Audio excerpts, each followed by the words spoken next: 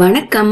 பிறந்த நாளைக்கு நம்ம வீட்லயே கேக் பண்ணி டெக்கரேட் பண்றப்போ அதோட மேல் பகுதியை வெட்டி எடுத்துருவோம். அந்த வெட்டி எடுத்த கேக் துண்டுகளை பயன்படுத்தி அருமையான கேக் பாப் எப்படி செய்யறதுன்னு இன்னைக்கு பார்க்கலாம். கேக்க அலங்கரிக்கிறதுக்கு நான் சாக்லேட், வெனிலா, பட்டர் கிரீம்ஸ் பண்ணிருந்தேன். அது ரெண்டுலயும் மிச்சம் இருந்ததை சேர்த்து கலந்து எடுத்துக்கிட்டேன். இந்த கிரீம் பண்றதுக்கு உங்களுக்கு தேவையான அளவுக்கு வெண்ணெய் எடுத்துக்கோங்க. வெண்ணெய் மிருதுவா இருக்கணும். அதை பீட்டர் வச்சு நல்லா அடிச்சுக்கோங்க. நான் மொத்த கேக்கை டெக்கரேட் பண்றதுக்காக 2 முழு வெண்ணெய் கட்டிகள் எடுத்துக்கிட்டேன்.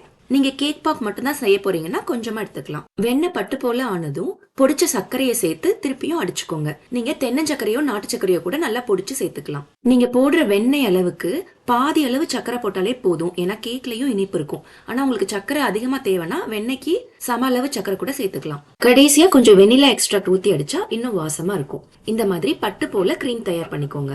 வெட்டி வச்ச கேக்க கையாலேயே உதிர்த்து விட்டுருங்க. கேக்குன்னு இல்ல, ஒரு மஃபினோ பிஸ்கெட்டையோ உதிர்த்து விட்டு கூட இந்த கேக் பாப் பண்ணலாம். நான் பாப்பா பிறந்த நாளைக்கு வெண்ணிலா சாக்லேட்னு டபுள் லேயர் கேக் பண்ணிருந்தேன். அதனால 2 கேக்லயுமே மிஞ்சின கேக்க உதிர்த்து விட்டு ரெண்டையுமே கலந்து இந்த கேக் பாப் பண்ணேன். கொஞ்சம் கொஞ்சமா கிரீம் எடுத்து உதிர்த்து வச்ச கேக்கோட சேர்த்து கையை வச்சே நல்லா பெசறி விட்டுக்கோங்க. கொஞ்சம் கொஞ்சமா எடுத்து லட்டு மாதிரி உருண்டைகளா பிடிச்சு வச்சிருங்க. தேவையான அளவு சாக்லேட் சிப்ஸ ஒரு கிண்ணத்துல எடுத்துக்கோங்க. ஒரு பாத்திரத்துல தண்ணி கொதிக்க வச்சு தண்ணி கொதிச்சதும் இந்த கிண்ணத்தை அதுக்குள்ள வச்சு அளவான தீ வச்சு கிண்டிட்டே இருந்தீங்கன்னா இந்த சாக்லேட்லாம் உருகிடும். நம்ம செஞ்சு வச்ச கேக் லட்ட இந்த உருக்கின சாக்லேட்குள்ள போட்டு கிளறிக்கோங்க.